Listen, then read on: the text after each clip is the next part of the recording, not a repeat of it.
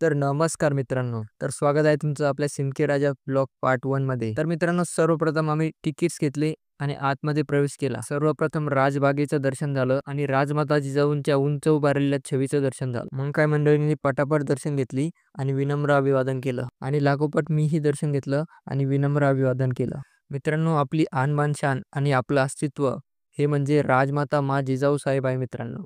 पुढे राजवाड्याच्या उंच आणि धिप्पाड अशा महादरवाज्याचे दर्शन झाले आणि आम्ही आतमध्ये प्रवेश केला. राजवाड्याचे बुलंद दरवाजे अजूनही खंबीरपणे उभेच आहेत मित्रांनो. त्यानंतर आम्ही राजमाता मासाहेब जिजाऊंच्या जन्मस्थळाकडे निघालो. मासाहेबांचं जन्मस्थळ बघितलं आणि छातीमध्ये हवा आपोआप भरली गेली आणि डोकं मानाने झुकलं. मासाहेबांचं दर्शन घेतलं आणि म्हाळसा महालावरती नजर फिरवली. त्यानंतर आम्ही राजवाड्यामधील भुयारांच्या शोधात निघालो. मित्रांनो, या राजवाड्याची खास बात म्हणजे इथली भुयारच आहे मित्रांनो, कारण त्या काळी शत्रूला चकमा देऊन या भुयारामार्फतच सुरक्षित ये जा केली जायची मित्रांनो. सर्व भुयारं बघून झाली. त्यानंतर आम्ही राज दरबाराकडे निघालो. मित्रांनो, याच दरबारामध्ये न्यायनिवाडा असेल, गोरगरिबांच्या समस्या असेल, मंत्रिमंडळाच्या बैठका असतील, त्या इथेच पार पडत असे मित्रांनो. तर असा हा आमच्या सिंदखेड राजा नगरीची मान उंचावणारा राजवाडा आहे मित्रांनो. तर फॉलो करायला विसरू नका. तर लवकरच भेटूया नेक्स्ट पार्ट मध्ये. नमस्कार.